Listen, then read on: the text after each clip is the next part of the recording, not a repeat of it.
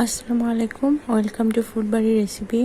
আমার ওয়েলকাম জানাচ্ছি আমার চ্যানেলে নতুন আরেকটি ভিডিও দেখার জন্য। তা আশা করছি আমার ভিডিওটি অবশ্যই আপনাদের কাছে ভালো লাগবে। আর ভালো লাগলে শুরুতে আমার ভিডিওতে একটি লাইক দিয়ে ভিডিওটি দেখা শুরু করুন। আর দেখতেই পাচ্ছেন আজকের রেসিপিটা দেখতে কি পরিমাণ ইয়ামি লাগছে, সেটা কিন্তু খেতে আসলেই অনেক দারুণ স্বাদের। তো যারা এখনও ট্রাই করেনি এই রেসিপিটি, আশা করছি ভিডিওটি দেখার পর অবশ্যই ট্রাই করবেন। তো চলুন শুরু করা যাক।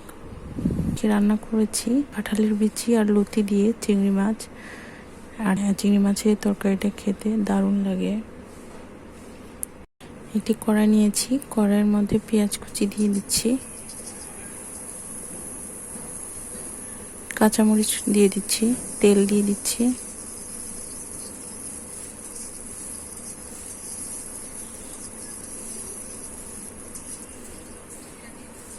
আস্ত জিরে দিয়ে দিচ্ছি, লবণ দিচ্ছি,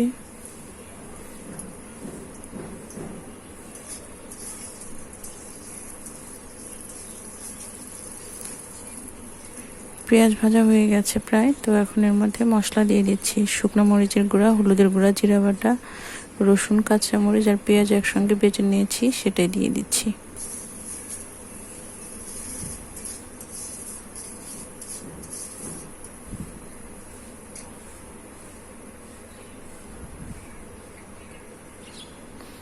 এক মিনিটের মতো ভেজে নিব মশলাটা তেলের মধ্যে। ভাজা হয়ে গেছে, তো এখন চিংড়ি মাছগুলো দিয়ে দিচ্ছি।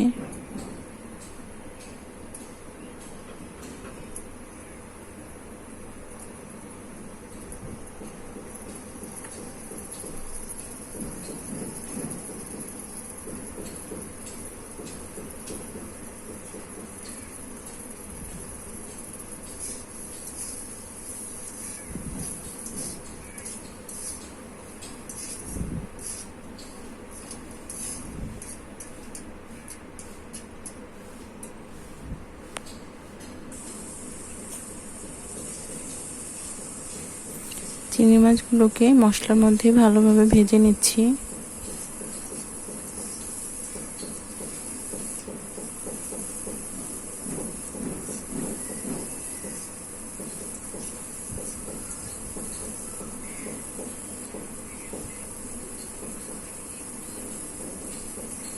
ভেজে নেওয়া হয়ে গেছে, তো এখন একটু পানি দিয়ে দিচ্ছি, মাছটা কষিয়ে নেব এই জন্য।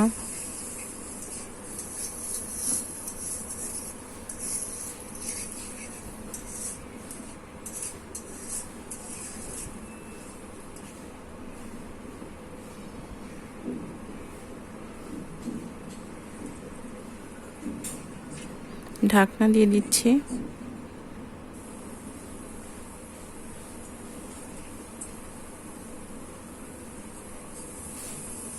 ঢাকনাটা উঠিয়ে দেখে নিচ্ছি, কষানোটা হয়ে গেছে। এর মধ্যে যে পানিটা আছে, এই পানির মধ্যে এখন লতিগুলোকে দিয়ে দিব।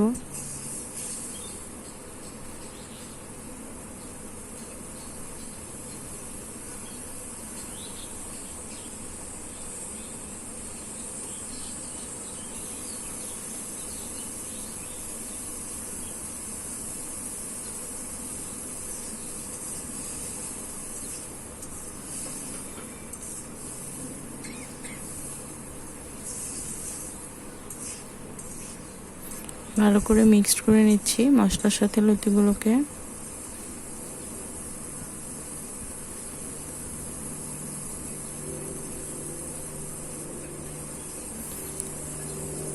এখন কাঁঠালের বিচি দিয়ে দিচ্ছি।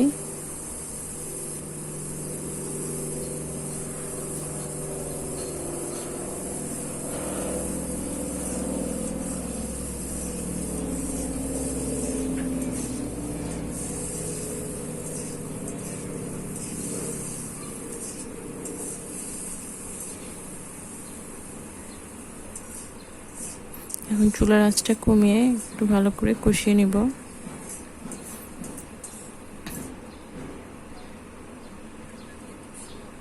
ঢাকনা দিয়ে দিচ্ছি আবারও।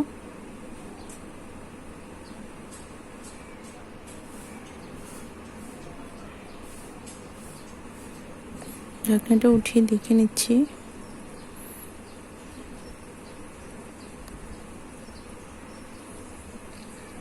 কষানো হয়ে গেছে, দেখতে পাচ্ছেন পানিটাও শুকিয়ে গেছে, তেলও উঠে গেছে।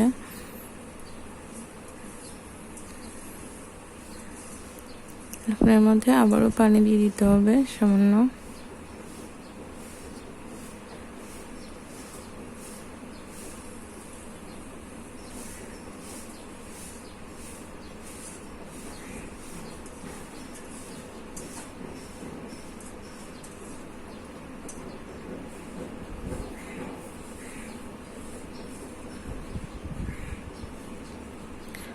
আবারও ঢেকে দিচ্ছি যতক্ষণ পর্যন্ত না ঝোলটা শুকিয়ে আসছে, ততক্ষণ পর্যন্ত রান্না করে নিব।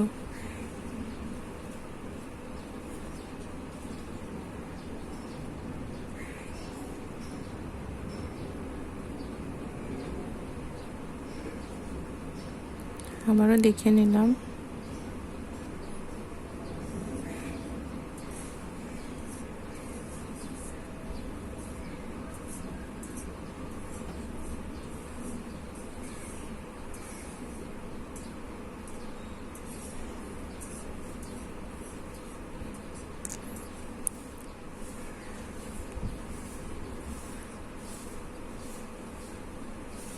কাঁঠালের বিচিটাও সিদ্ধ হয়ে গেছে, দেখতে পাচ্ছেন। তো আমার তরকারিটা কিন্তু অলরেডি হয়ে গেছে।